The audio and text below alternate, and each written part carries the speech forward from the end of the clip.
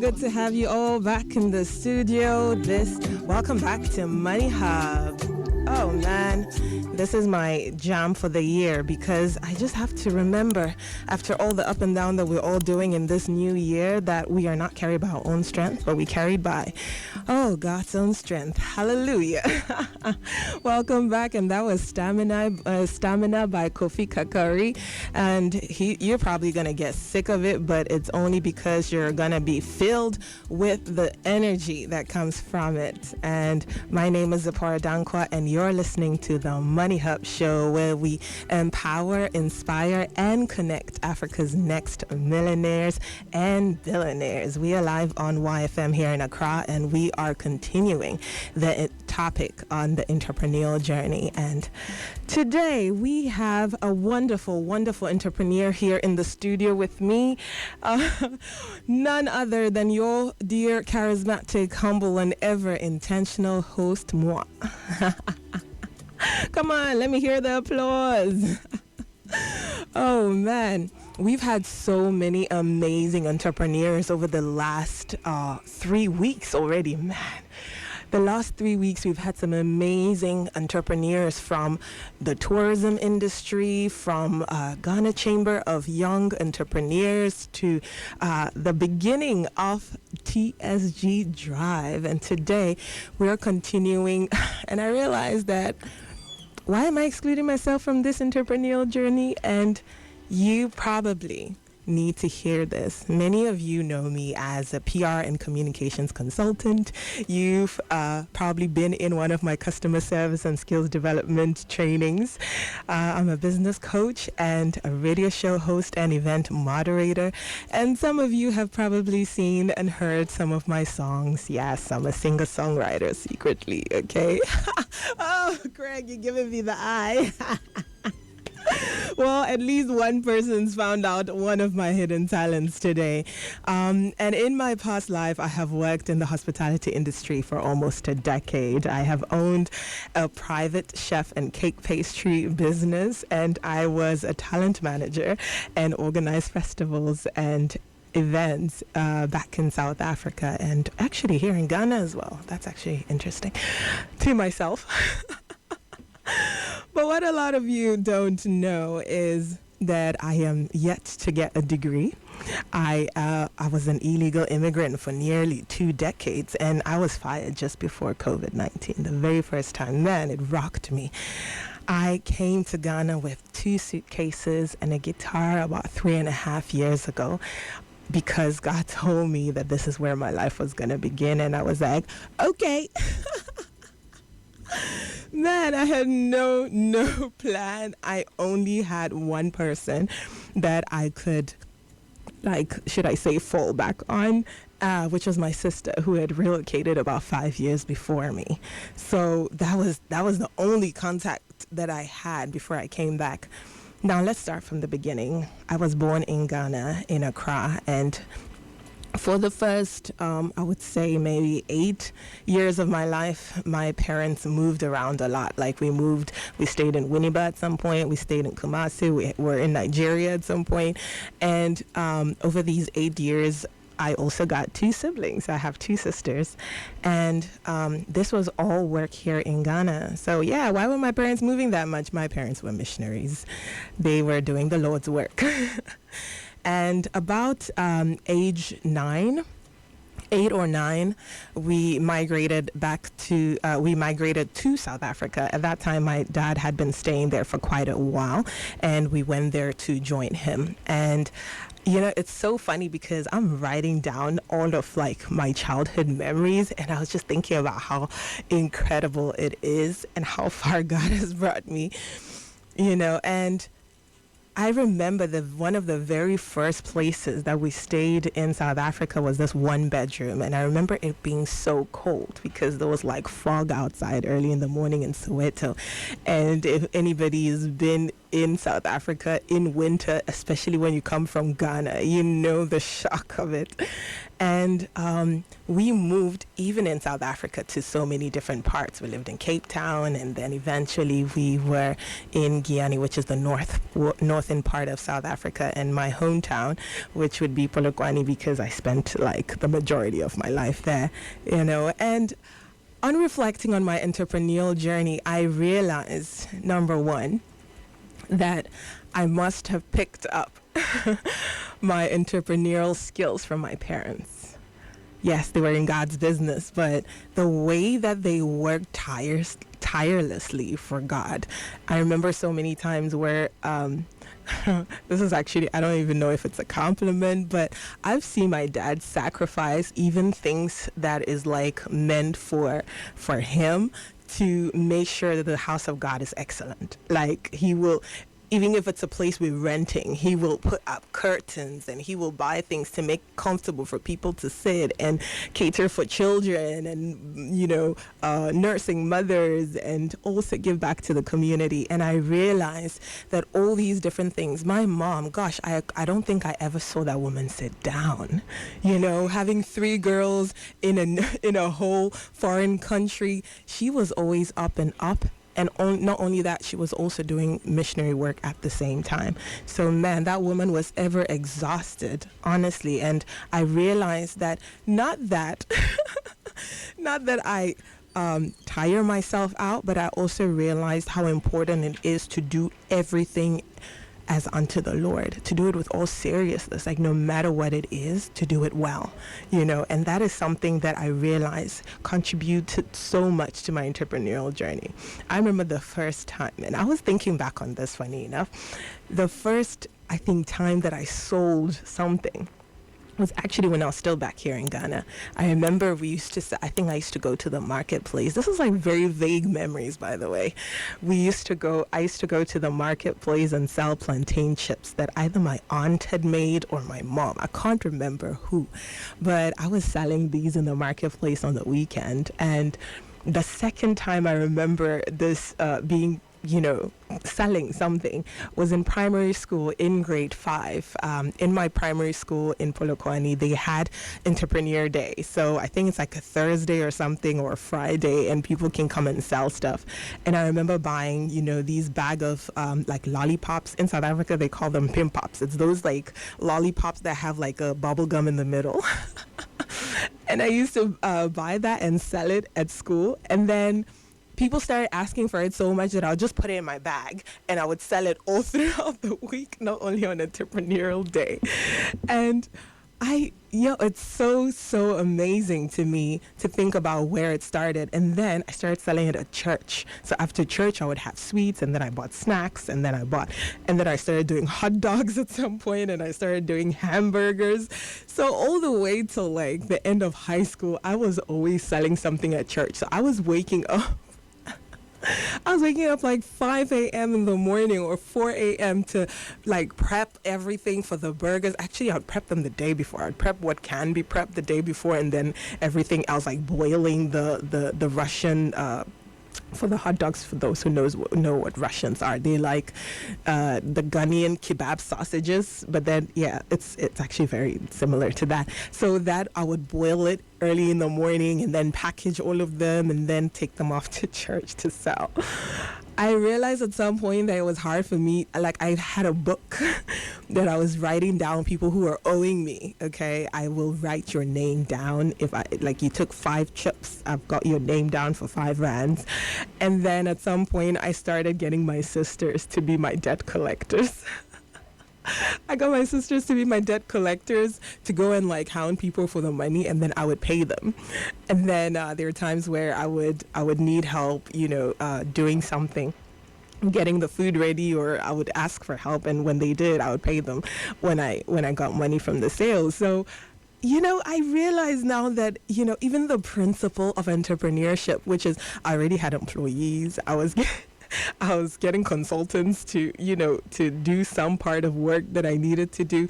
And that just inspires me when I think about it. And I honestly haven't thought about it in a while.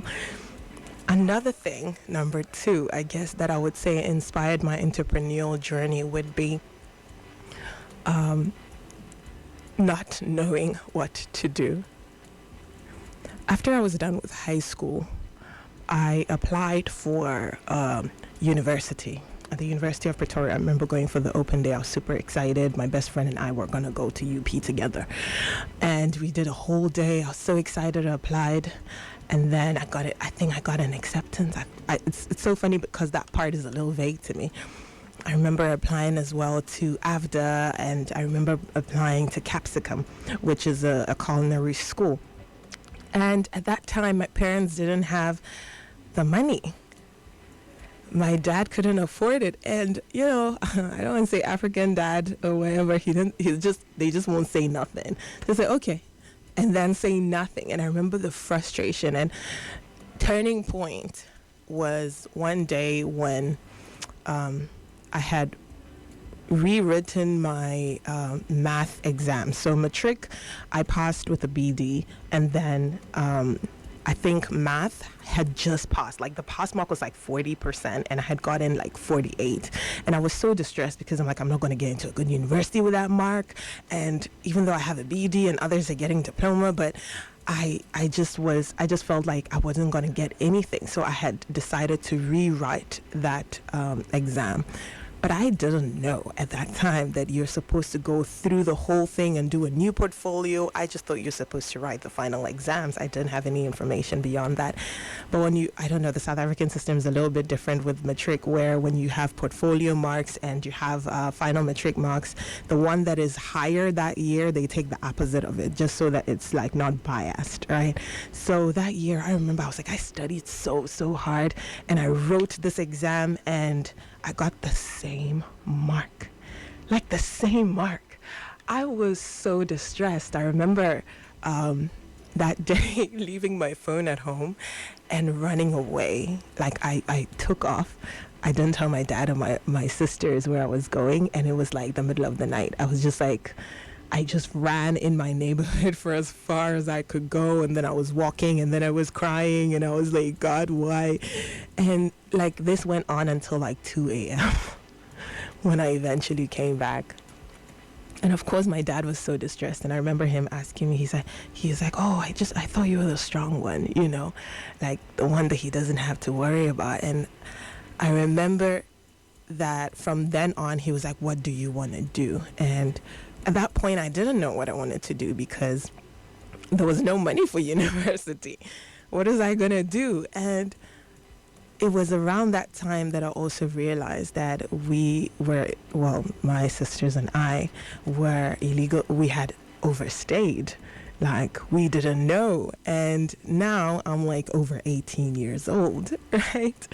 So my parents can apply for me, and like we go through this takes a whole new process. And if you are interested in hearing more about it, I would invite you to join me on my Instagram or YouTube at I am Zipporah Dankwa to hear a little bit of these stories. But the turning point for me is not knowing and going at it anyway. So I started working at church. I was a secretary. Then I had opportunity to move to Pretoria, and I worked as an admin secretary in a security firm. And then I came back from there because of something that happened that was out of my control, unfortunately. But it was something that, I could go back home, and I didn't know what I was gonna do. A friend comes up to me and asks me, it's like, hey, listen, you used to make cakes at school, like you used to sell cakes at school, and you used to make these lunch boxes and bring it and would eat it, right? Do you still do that? And I'm like, well, I cook in my house. And he was like, yeah, so why don't we start a business? I am going to find us like gigs, like from schools, the cafeterias at schools, and like people who want like food or cakes, and then we can start. And I was like, yeah, sure. I mean, I don't have anything else I'm doing. And in that same time, a couple of friends also approached me for the same thing, because this guy just ghosted and didn't say anything. So these other friends were like, okay, cool, we register a company together. And we begin.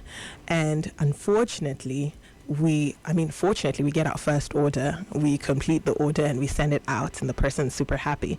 By this time, people at church are hearing that I'm making cakes, so they start ordering from me, and I would go back to my business partners and I'd be like, hey, people from church are ordering, and there was silence, like nothing was being said. So I'm like, okay, I fulfill the orders, I would buy the ingredients, I would share the receipts with them to let them know what's happening, I would just let them know where the rest of the money was going, and there was silence for almost a month. I was getting a lot of orders at this point, and I remember my boyfriend at the time was like, you're already doing this business, why don't you just get out of this partnership and start your own? It seems like they don't want to be in business with you anymore. And so I communicate this to my partners. I'm like, hey, listen, there's been so much radio silence. I've approached you so many times. You're like, nothing's wrong, but there's no communication, not even about business. What's going on? Turns out it was like a whole relationship drama on the other side that I was unfortunately an unknowing problem in. And I was like, okay. So we dissolved that company, and this is how I start Triple Delight, which is the company that ends up making, I started doing private chef services and do cakes and pastries and all of those kinds of stuff through. And that's how I started in Polokwane. A few years after that, my family moved to Pretoria, and Pretoria is a whole different province. So just imagine that you're in Accra and you're having a booming business, and then all of a sudden you have to go to Kumasi or go to the Volta. You have no client base whatsoever there. Nobody knows about you. You don't even know where to start telling people about your business, right? And so yet again, I don't know what to do. So my dad comes one day and he's holding like these delicious South African desserts, right? Like a hatsori, if anybody knows what that is. Almost like a jam tarts as well, and he's like, oh, there's a cake shop next to this store, I think so, the Woolworths. And at that time I had gone around, I had gone on the internet and I was looking for shops where I can intern. I was just trying to get some experience in this new city, what it's like. And so he tells me about this place. He's like, hey, why don't you go there and ask if they need any help? So that's what I did. I went over to Tamsin, and I'm sure this white lady's looking at this girl who's just bright-eyed and smiley always. And I was like, hey, so at that time, okay, so just backpedaling a little bit. At that time, a family that had been blessed, if I would say it that way, blessed by my father's ministration many years ago, come back and literally were like, hey, we want to bless you guys. And so they decide to sponsor me to go to school. And at that time, I was now in hospitality. So I applied to Capsicum to the culinary arts, and I get accepted. I'm so excited. They pay for it, literally, like they pay it into the bank account. I'm like, yay, great. And then they're like, bring your student visa. And I was like, oh no. Oh no, we're still working on that. And if anybody's been in this like illegal immigrant state, you know how long and draggy and the process can be. And for a year, so I went there and I was like, hey, I'm about to go to culinary school soon and I want to get some experience. So that's what I did. That's essentially how I pitched. And I was like, so she just told me, she was like, oh, we're not that busy right now, but if we get busy, we'll call you. So she takes down my number, and then she directs me to another cake shop across. It's her friend. She go and check if they need any help. Obviously the guy looks at me and like, who are you? I don't know you. No, thank you. And the next day I go back and I'm like, hey, you said you'd call me if you need anything. He's like, yeah, it hasn't been busy. I'm like, oh, well, you know what I can do? I can start helping in the kitchen, just kind of get to know how you guys make these desserts. So I think she was an unwilling participant, but she's like, okay, yeah, sure. So I put on an apron and I get in the back and I start learning how to make hatsoris and jam tarts and all these amazing South African desserts. So this is a taste neighborhood. Taste neighborhood is like a home industry cafe. I don't know how to explain it. So this is where like home bakers, like people who bake in their homes, would bake cakes and pastries and desserts and those kinds of stuff and bring it to this kind of shop where it will be sold. So people know that what they're buying are like homemade goodies, right? And it'll be almost on consignment. So whatever is not sold by the end of the expiration date, the home bakers come and take it away, and they only get paid for what they sold. So essentially that was how the shop run. And let me tell you this, number 4 is that integrity became the hallmark of how I made it, even till now. Because my first memory of stealing was when I was actually in Ghana. I remember very well, there was this lady who came and she washes clothes at our house, and she had a baby on her back, I remember, and at some point she had given me the baby, and there was money in the, where you wrap it inside the wrapper like corner, and I remember taking it and I went to put it in my savings because I was saving. And I went to put in my savings. Mind you, I'm like less than 8 years at this point, okay? And I put it in my savings box and I'm like, yay, I'm saving for, something. And they come looking for it. They come looking for the money, and then, this woman's like, oh, she's going to swear by the gods for whoever did it. I remember so vividly. And obviously I came and I brought it out and I, tried to pretend I found it somewhere, and they did not beat me. But I think my fear of God was stronger, because they made me kneel down with my hands in the air until my parents came, and I remember I was crying and I was dreading the whole time. And from that time on, I don't take money that ain't mine. I do not take money that ain't mine. And that is a principle that has saved me so much in my whole life, because the integrity will take you further, and the way that you do things will take you way further than just like, oh, you're just like a hustler type of person. Because I remember working for this woman, and I think we worked over like a year together, but I volunteered for a while, and then one of the people who were there were leaving the industry, and she was like, hey, you're already here every day, can I pay you for 3 days a week, since you're doing what this person essentially was doing? And I was like, yeah, sure, you're gonna pay me for what I'm doing for free, what I'm learning. And she was such a giver. Like, she would teach me, and she used to be a professor of food and wine pairing in the University of Cape Town, I believe, and it was just amazing to always have her share with me. She encouraged me to do markets, and she gave me her resource, like gave me an umbrella and a table that I could borrow for the markets, and I'd bring it back and she'd give me ideas and how to go about it. And that's how I started building my business again. Just imagine, when I was in South Africa, when I was in my hometown, I had built a client base. I knew where to buy everything. Here she showed me where to get it. Sometimes she would be going to the shop and say, hey, I'm going, do you want to give me a list of stuff that you need, and then I'll buy it and I'll bring your receipts to you. Literally, I'll give her the money, and she'd either take it from my salary, or if I had like physical cash, I'd give it to her. But it was such a blessing to me, because she saw the kind of person I was. And I mean, fast forward a few months and almost a year, I'm house sitting for her. I'm looking after the shop, and she's going out to a holiday for the first time in a year since she opened the shop, knowing full well that everything is in control, and even when I stopped working with her, she still asked me to come and take care of her home when she had to travel, and I realized how much integrity became, formed the fabric work of what I did. One part of integrity, though, is complete honesty. Honesty is, and I'm kind of doing a Bible study right now on the belt of truth, and the belt kind of keeps everything together, right? The tunics that people wore in that time, in the Roman time, the armor, they needed a belt in order to keep their tunic up and to hold everything together, right? And if there is some half truths, it can erode at your life. And that was that for me, because I was ashamed of the fact that I was an illegal immigrant. There was at that time nothing I could do. In later years, as I was working, I tried many times to rectify it for myself and my sister.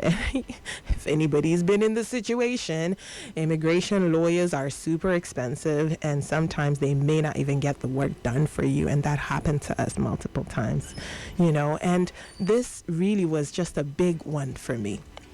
And when that fear is continuously in you, for example, when I came back to Ghana, because God asked me to come back, and I came with 2 suitcases and a guitar I'd had since I was 18 years old, I had to leave everything behind, every cake, tool, every culinary things that I used for all my business. I had to leave everything behind. I couldn't bring any of them with me. I couldn't bring the recipe books I had invested in for years. I could only bring a few of them. And I had to start life all over again. And when I came, I remember the very first interview that got arranged by my sister for me, because a friend knew that hotel. And the woman was like, oh, you don't have degrees, and your experiences in the hospitality industry in South Africa doesn't apply to Ghana. So I can't pay you. She wanted to pay me 1,500 cedis, and that included transportation.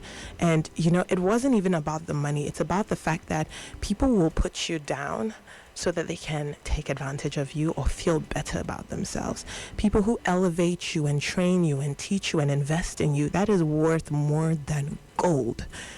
And I think that definitely number 5 would be the pillar that has brought me where I am. The mentors that I've had in my life, from my very first employer, once I relocated back to Pretoria, all the way to the second restaurant that I ended up working in, and they just loved how I worked from the very first day that I got there, to want me to manage another restaurant that they were planning on opening. So they were literally like, can you just keep managing here until we open that one? And then I did, and I had the opportunity to train people there. I had opportunity to create events over there in order to drive traffic into my business, into my organization's business. But yeah, I take it as my business. And as well, coming back to Ghana and meeting Cassandra, who has mentored me not only on the airwaves and in radio, but also in business, giving me opportunities.